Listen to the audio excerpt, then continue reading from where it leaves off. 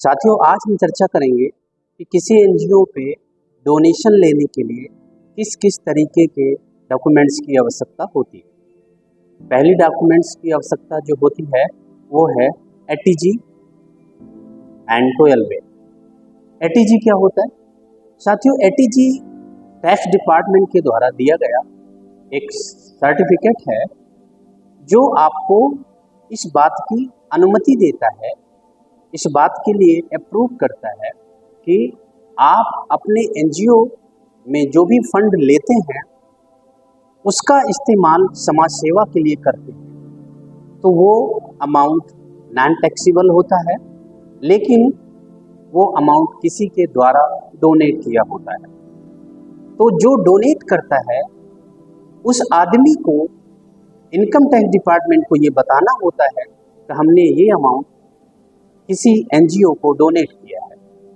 ऐसी कंडीशन में उस डोनेशन देने वाले व्यक्ति को एटीजी के अंतर्गत हम एक डोनेशन सर्टिफिकेट प्रोवाइड करते हैं, जिससे कि उसको 50% तक का टैक्स रिबेट मिलता है जो इनकम टैक्स द्वारा प्रोवाइड किया जाता है। तो साथियों, एटीजी का जो बेसिक मीनिंग है वो ये है कि डोनेशन देने वाले को हम एक एटीजी सर्टिफिकेट देते हैं, जिससे कि वो अपने टैक्स में, इनकम टैक्स में रिबेट पाता है और समाज सेवा के लिए उसका एक बहुत बड़ा योगदान भी कहलाता है, जो हम एनजीओ के फंड के रूप में समाज के लिए लगाते हैं। दूसरी चर्चा है 12A क्या है। साथियों, 12A एक ऐसा लाइसेंस है जो हमें डोनेशन लेने के लिए अधिकृत करता है। हम किसी कंपनी से, कंपनी के CSR से, किसी व्यक्ति से अगर डोनेशन लेना चाहते हैं तो हमारे पास एक लाइसेंस होना चाहिए, जिसको हम 12A बोलते हैं। बिना 12A के लाइसेंस के हम किसी से डोनेशन लेने के लिए योग्य नहीं माने जाते। अगर हम 12A ले लेते हैं तो किसी भी व्यक्ति से, किसी भी सरकारी कर्मचारी से, किसी भी प्राइवेट संस्थान से, किसी भी सरकारी संस्थान से डोनेशन लेने के लिए हम पात्र माने जाते हैं। इसलिए हमें एटीजी 12A के लाइसेंस की आवश्यकता होती है। ऐसे डॉक्यूमेंट्स जब हमारे पास हो जाते हैं तो हम अपने उस एनजीओ का जो रिसोर्स है वो है फंड। फंड कहाँ से आता है?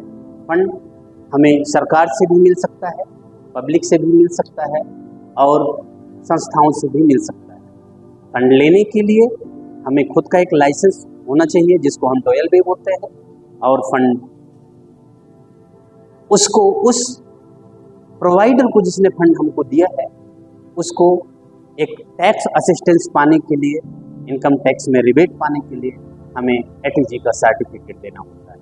तो साथियों, इस तरह से हम इन डॉक्यूमेंट के माध्यम से टैक्स बचा सकते हैं लोगों का, और लोगों से फंड ले करके हम समाज कल्याण में अपनी एक बहुत बड़ी सहभागिता दिखा सकते हैं। इस तरह से बड़े बड़े प्रोजेक्ट हम ले करके इस समाज के लिए, अपने खुद के लिए एक बहुत बड़ा प्लेटफॉर्म खड़ा कर सकते हैं।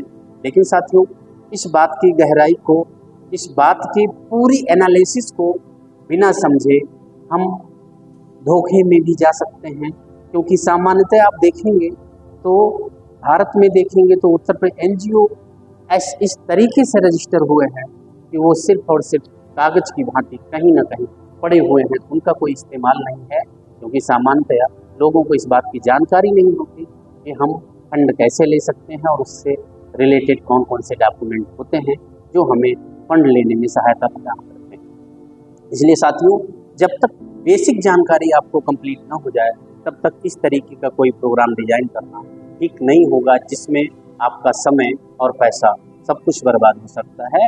इसलिए किसी भी एनजीओ का निर्माण करें तो अपने उद्देश्य को और उससे रिलेटेड डॉक्यूमेंट्स को कंप्लीट करने के बाद ही कुछ सोचें। ऐसे केवल रजिस्ट्रेशन करा करके, पेपर फेंक करके आप सिर्फ होपलेस हो सकते हैं, आपका टाइम वेस्ट हो सकता है, आपका ऑब्जेक्ट फिनिश हो सकता है।